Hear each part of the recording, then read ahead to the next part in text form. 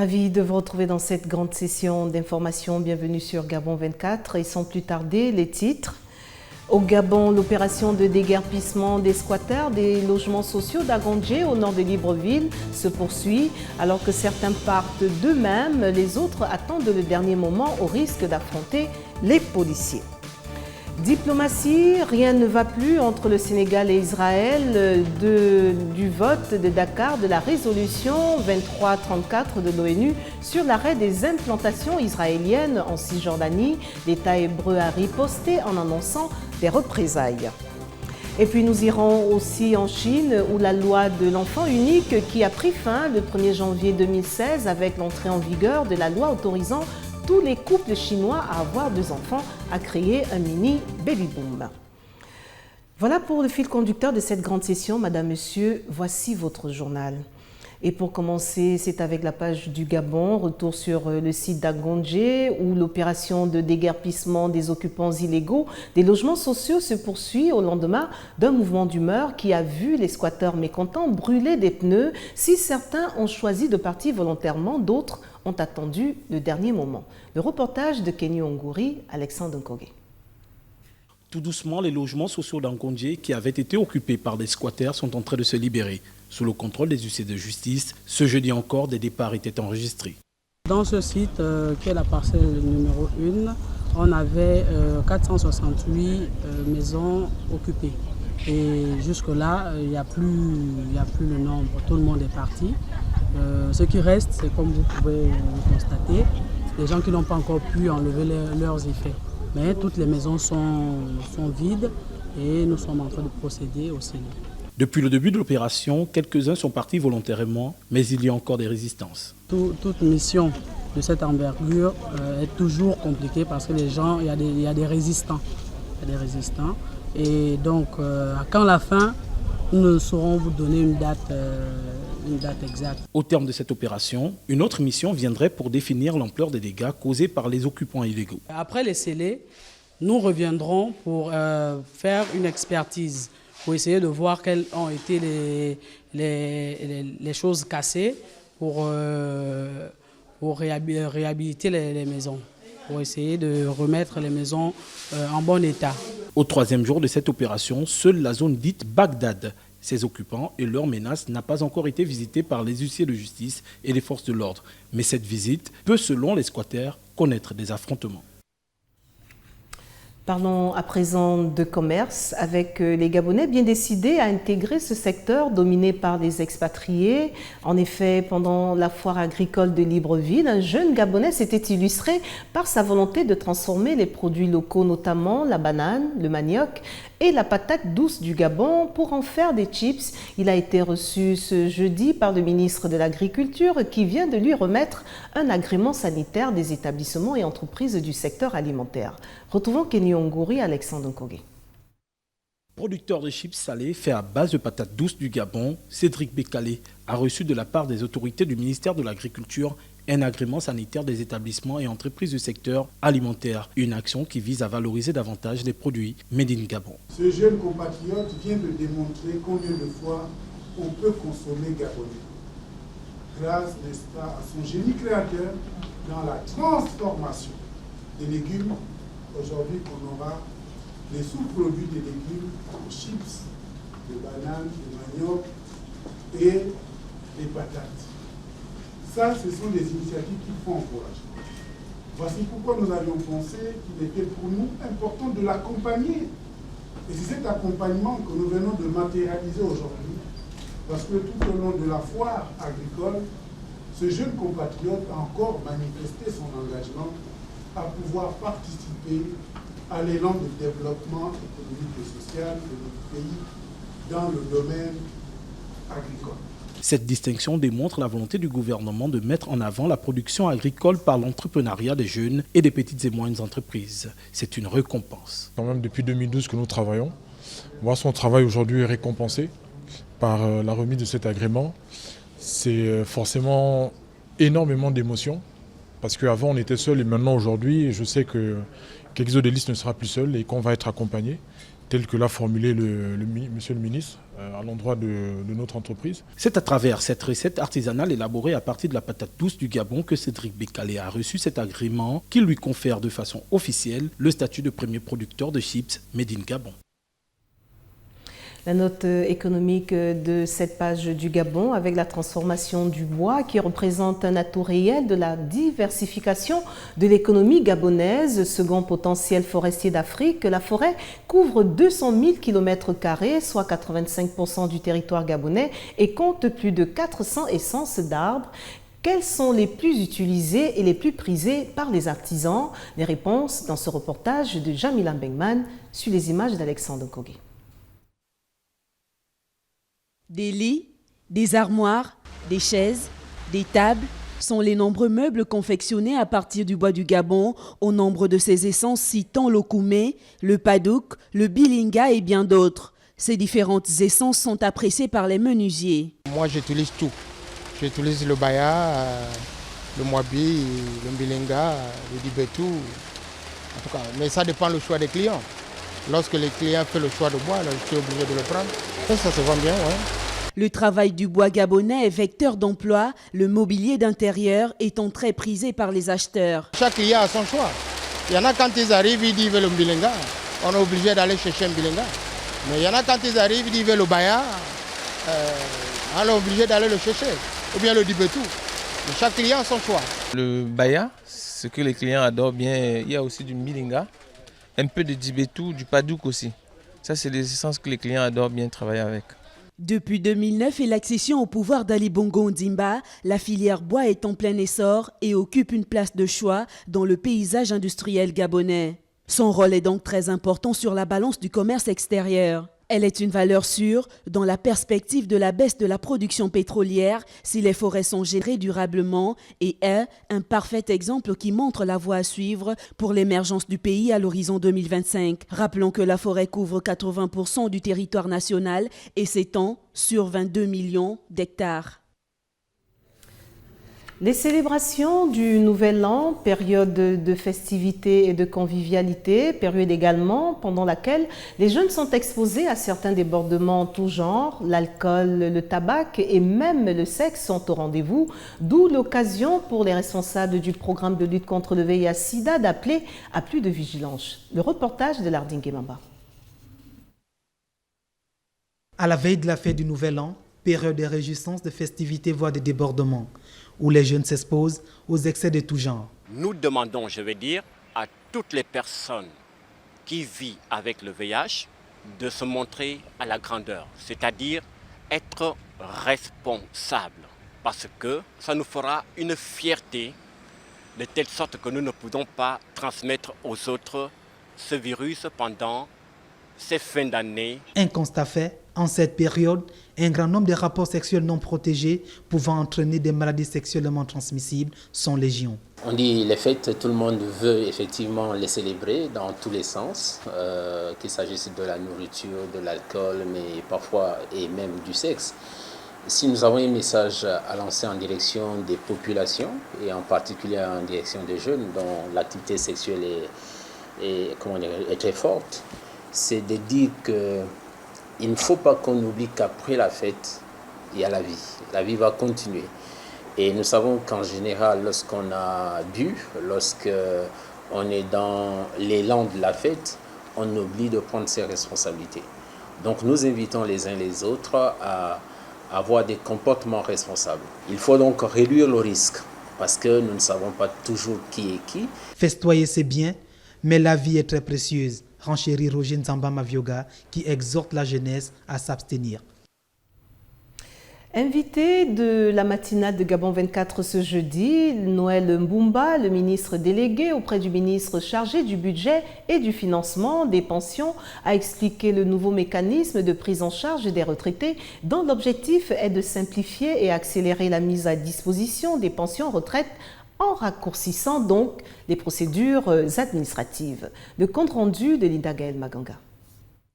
Au début de leur entrée en exercice professionnel, les agents du secteur public sont obligés de répondre favorablement à un dispositif qui permet de financer la retraite.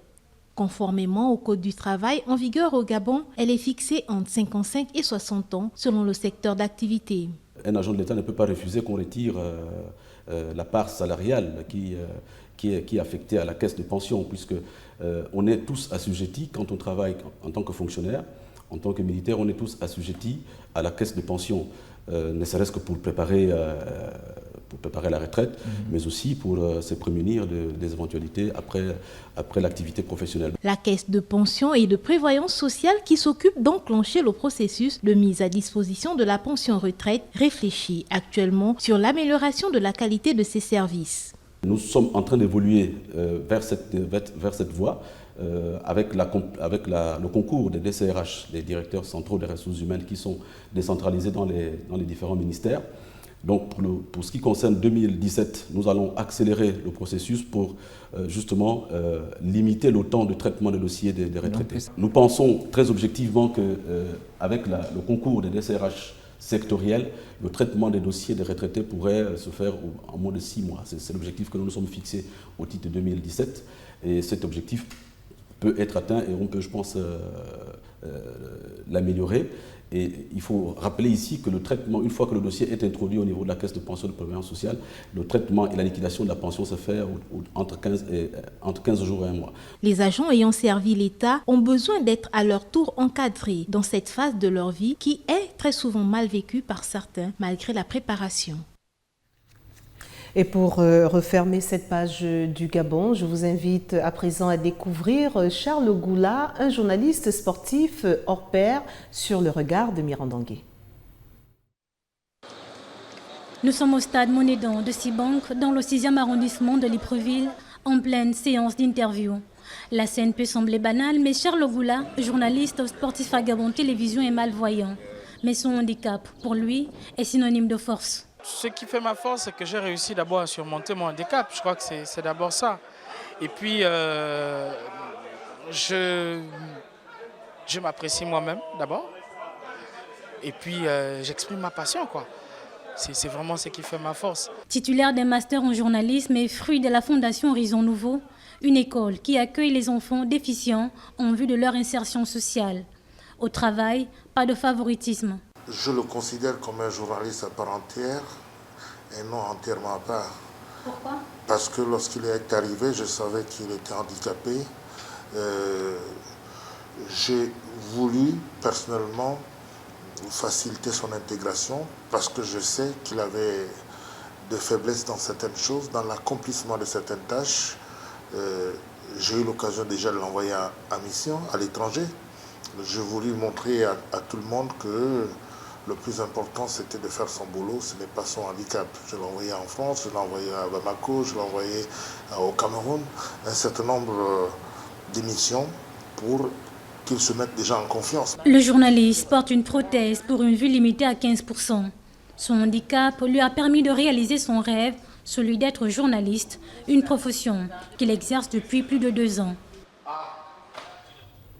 Poursuivons avec la page Afrique. Tout d'abord, tel que je vous l'annonçais à l'entame, le Sénégal et Israël sont désormais à couteau tiré. L'annonce des représailles par Israël à l'encontre du Sénégal à la suite du vote de la résolution 2334 de l'ONU sur l'arrêt des implantations israéliennes en Cisjordanie est effective. L'État hébreu a officiellement saisi le gouvernement sénégalais. Les détails avec Ludmila Tuntou. L'État hébreu a officiellement saisi le gouvernement sénégalais pour lui signifier plusieurs mesures décidées par Israël, dont le rappel en consultation de l'ambassadeur israélien à Dakar, l'annulation de la visite prévue en Israël du ministre des Affaires étrangères et des Sénégalais de l'extérieur, mais aussi l'annulation de la présentation des lettres de créance de l'ambassadeur du Sénégal en Israël avec résidence au Caire et l'annulation de tous les programmes de coopération de l'État israélien avec le Sénégal. C'est la conséquence du vote de la résolution numéro 2334 du Conseil de sécurité des Nations Unies sur l'économie de peuplement d'Israël en territoire palestinien occupé. Des mesures dont le gouvernement du Sénégal dit en prendre acte tout en rappelant la position officielle du Sénégal qui préside depuis 1975 le comité pour l'exercice des droits inaliénables du peuple palestinien et qui a constamment soutenu, conformément aux résolutions pertinentes des Nations Unies, la recherche d'une solution juste et équitable du conflit israélo-palestinien. Une position que le gouvernement sénégalais n'entend nullement revoir malgré le coup de froid dans les relations diplomatiques avec Israël. Le Sénégal va plus loin en rappelant à Tel Aviv son attachement au développement des relations entre États, mais seulement basé sur le dialogue, la coexistence pacifique, mais aussi le respect mutuel de la souveraineté. C'est dire qu'Israël n'a pas beaucoup de moyens de pression sur le Sénégal comme la France, les États-Unis ou la Turquie. Ce dernier pays a récemment poussé le Sénégal à revenir sur sa décision en confiant la gestion des établissements Yavuz, Selim, à la fondation Marif, contrôlée par le régime de Tayyip Erdogan. La décision des autorités sénégalaises a provoqué une montée de fièvre patriotique au Sénégal, surtout à la suite des menaces israéliennes. À l'unanimité presque, les citoyens, acteurs politiques, leaders religieux et intellectuels du pays se sont rangés derrière la démarche sénégalaise.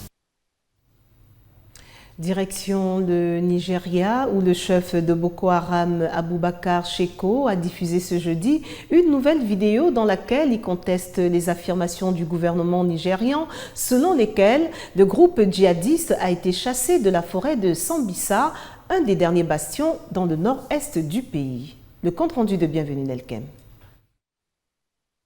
Le président nigérian Muhammadu Buhari avait déclaré samedi 24 décembre que l'armée avait écrasé Boko Haram dans la forêt de Sambisa, où l'armée mène des opérations depuis plusieurs mois. Cependant, le chef de Boko Haram, Aboubakar Shekau, avait diffusé jeudi une nouvelle vidéo dans laquelle il conteste les affirmations du gouvernement nigérian, selon lesquelles le groupe djihadiste a été chassé de la forêt de Sambisa, un de ses derniers bastions dans le nord-est du pays. Nous sommes en sécurité. Nous n'avons été chassés de nulle part.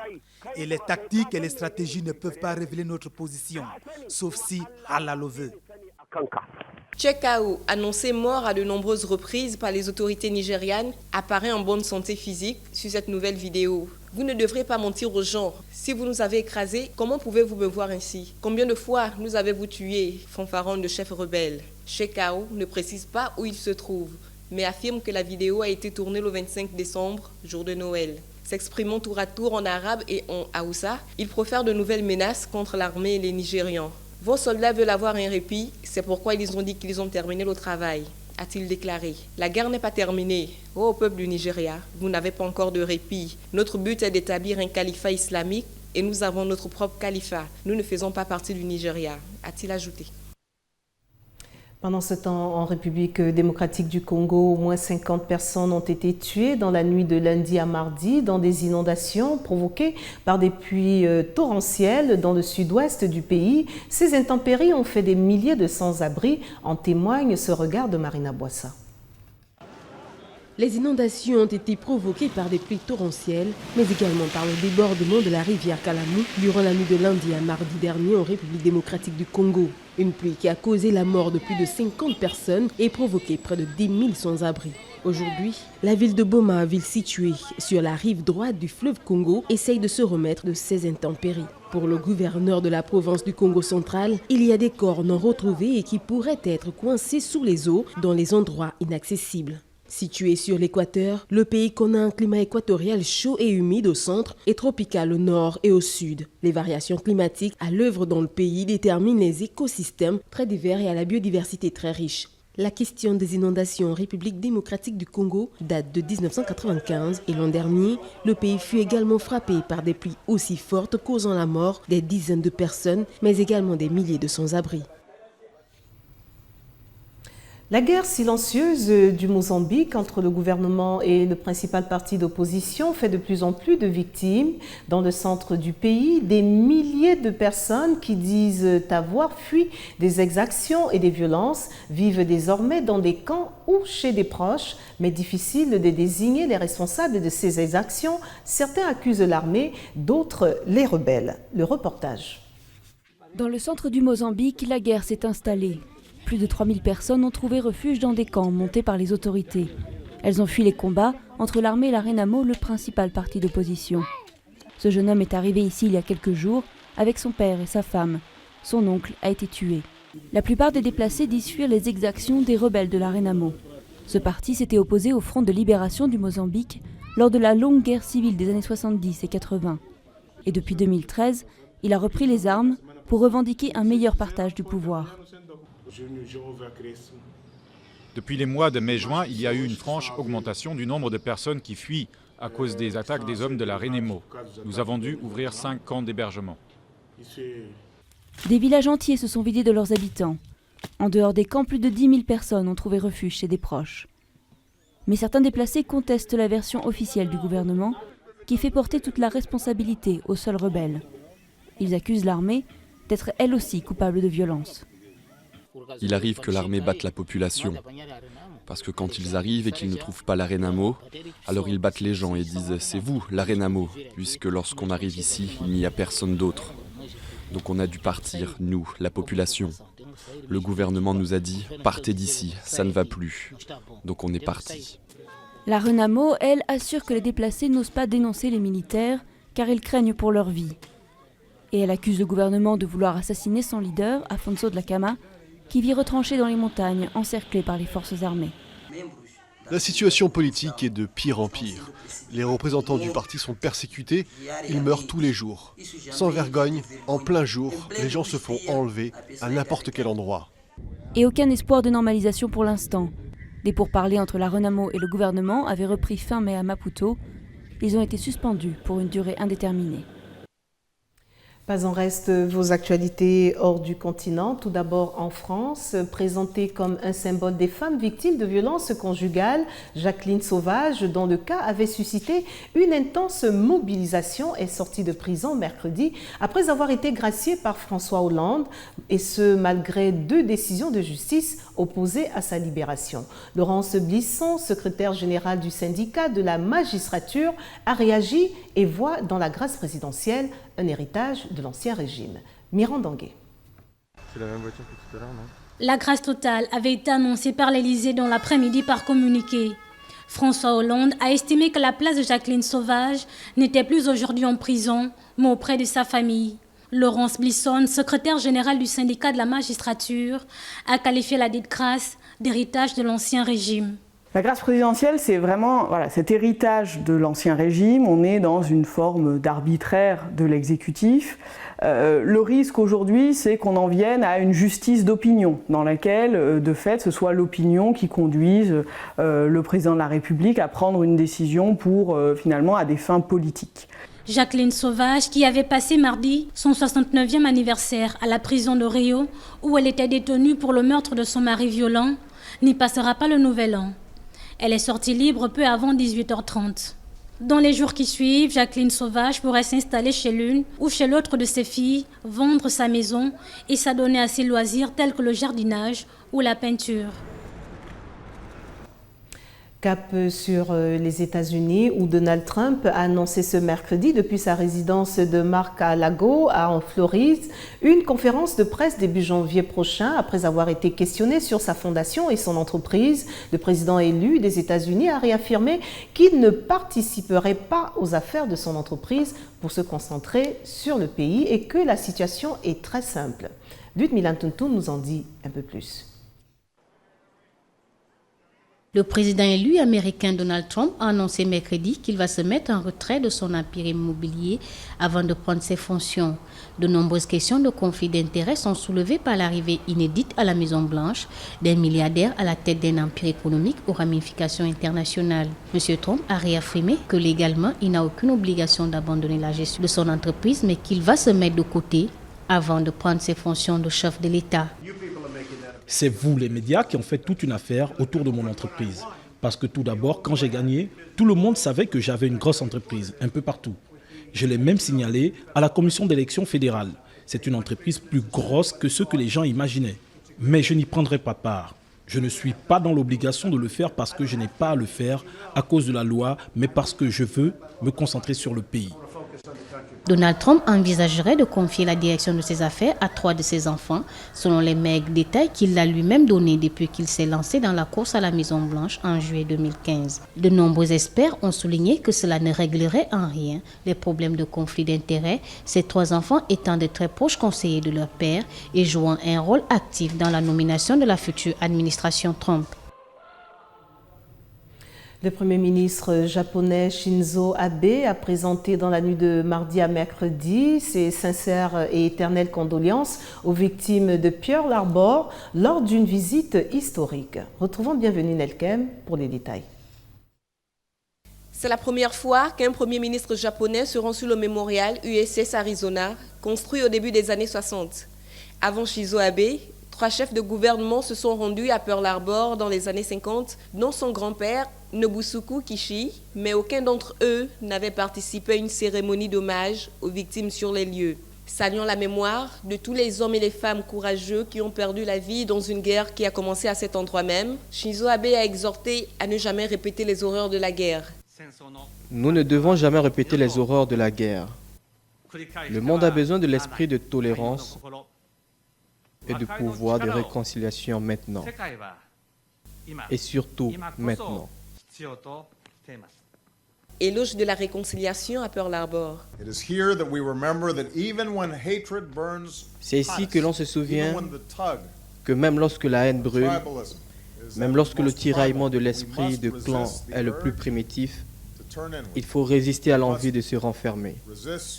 Nous devons résister à la tentation de diaboliser ceux qui sont différents.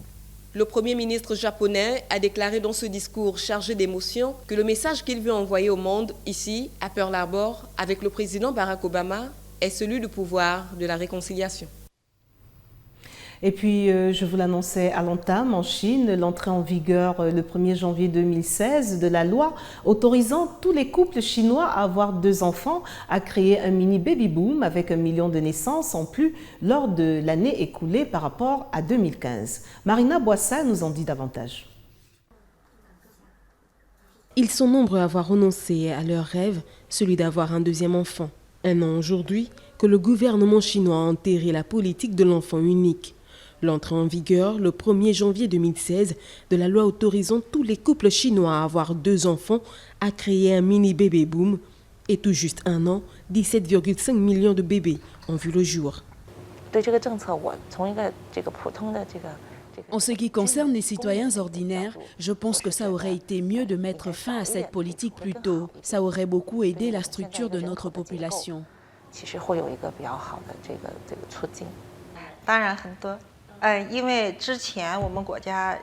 À cause de l'ancienne politique de l'enfant unique, beaucoup de mères dans ce pays sont les enfants uniques de leur famille. Moi aussi, je n'en ai qu'un. Beaucoup de ces enfants uniques choisissent d'avoir un 2e enfant. Dans notre centre, 33 à 40% des mères donnent naissance maintenant à leur 2e enfant. Imposée depuis la fin des années 1970, la politique de l'enfant unique dans chaque ménage avait pour ambition d'enrayer une démographie galopante. Mais l'alarmant vieillissement de la population a obligé les autorités à changer cette vision. Dès 2013, le gouvernement avait autorisé les couples dont l'un des membres est lui-même enfant unique à avoir un 2e enfant. Au Gabon, l'opération de déguerpissement des squatters des logements sociaux d'Agongé au nord de Libreville se poursuit alors que certains partent d'eux-mêmes, les autres attendent le dernier moment au risque d'affronter les policiers. Diplomatie, rien ne va plus entre le Sénégal et Israël du vote de Dakar de la résolution 2334 de l'ONU sur l'arrêt des implantations israéliennes en Cisjordanie. L'État hébreu a riposté en annonçant des représailles. Et puis nous étions en Chine à l'instant où la loi de l'enfant unique qui a pris fin le 1er janvier 2016 avec l'entrée en vigueur de la loi autorisant tous les couples chinois à avoir 2 enfants a créé un mini baby-boom. Ainsi se referme cette grande session d'information, Madame, Monsieur. Au nom de toute l'équipe, merci de nous rester fidèles. L'information continue sur Gabon 24, mais en attendant, n'oubliez surtout pas que quoi qu'il arrive entre-temps, gardez le sourire. Au revoir.